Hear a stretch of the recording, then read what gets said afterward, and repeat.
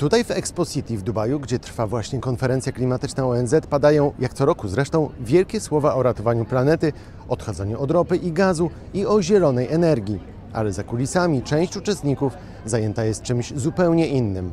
Obejrzyj ten film do końca, a dowiesz się, co Zjednoczone Emiraty Arabskie, organizator spotkania, chcą osiągnąć dzięki wielkiej konferencji ONZ. To coś, o czym głośno nikt nie powie.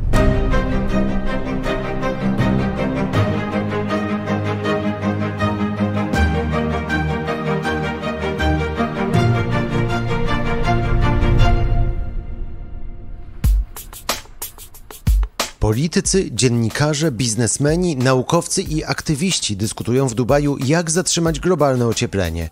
Czyli w praktyce, jak w ciągu najbliższych 2 dekad zrezygnować z ropy, gazu czy węgla, by zatrzymać nieodwracalne zmiany klimatyczne. Zorganizowanie tegorocznej konferencji w Dubaju od wielu miesięcy budziło spore kontrowersje. Zjednoczone Emiraty Arabskie to bowiem jeden z największych na świecie eksporterów ropy. Oliwy do ognia dolały najnowsze informacje BBC. Dziennikarze twierdzą, że Emiraty chcą wykorzystać rolę organizatora, by lobbować polityków z około 30 krajów i podpisać co najmniej 15 nowych umów na sprzedaż ropy.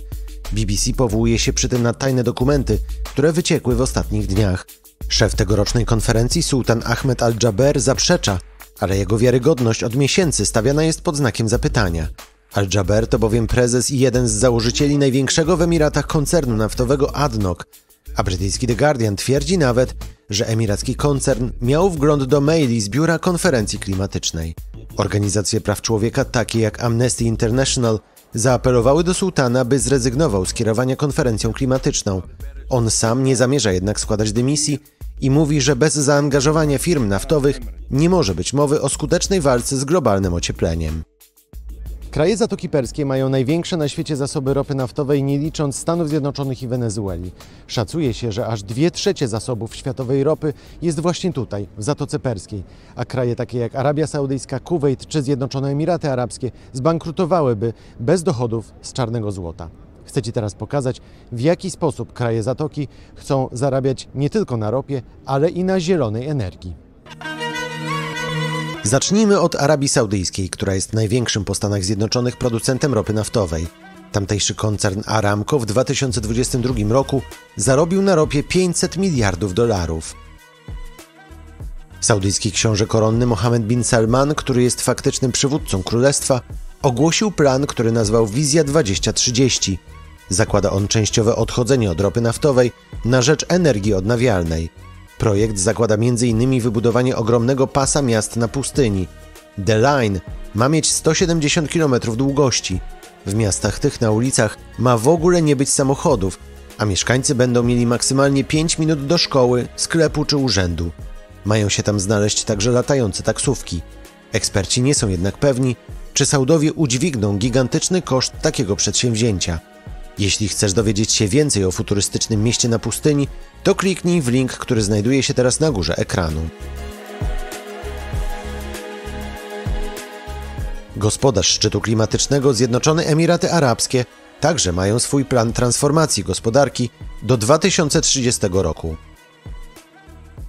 Strategia przewiduje, że kraj będzie produkował 3 razy więcej energii ze źródeł odnawialnych niż obecnie i głównie z wodoru. W Emiratach powstało nawet specjalne ministerstwo, które ma się tym zająć. Na pustyni w rejonie Abu Dhabi zbudowano już gigantyczną elektrownię słoneczną. Emiraty zobowiązały się też do 2050 roku posadzić 100 milionów drzew i doprowadzić do nich wodę. Na wszystkie te inwestycje Emiraty mają wydać ponad $160 miliardów. Jeśli zrobią to, co zapowiadają, to staną się pierwszym na Bliskim Wschodzie krajem, który w takim stopniu przeszedł na zieloną energię. I jeszcze Katar, kraj, który żyje nie tylko z ropy, ale ma też największe na świecie zasoby gazu naturalnego. Katarskie władze przyznają, że nie są w stanie całkowicie odejść od wydobycia gazu. Głównym problemem kraju jest bardzo mała ilość wody, jaką Katar dysponuje. W nowej strategii państwa zapisano więc przede wszystkim znacznie większą efektywność przetwarzania wody. Do 2030 roku Katar ma też ograniczyć emisję gazów cieplarnianych o 25%. Te wszystkie plany są na razie w fazie zapowiedzi albo realizacji. Najwcześniej za kilka lat dowiemy się, czy te negocjowane po cichu umowy tutaj na konferencji klimatycznej COP28 to ostatnie tchnienie starego systemu, czy też czarne złoto nadal będzie głównym towarem eksportowym krajów Zatoki Perskiej. Ciekaw jestem Twojego zdania na ten temat. Pod tym filmem zostaw swój komentarz, a jeśli nie subskrybujesz jeszcze kanału Podcastu Świat, to teraz jest znakomita okazja, by to zrobić. Mam dla Ciebie znacznie więcej ciekawych filmów i podcastów o Bliskim Wschodzie, Azji i Ameryce. Zapraszam do oglądania i proszę też powiedz o nas swoim znajomym. To wszystko z konferencji COP28 w Dubaju. Do zobaczenia.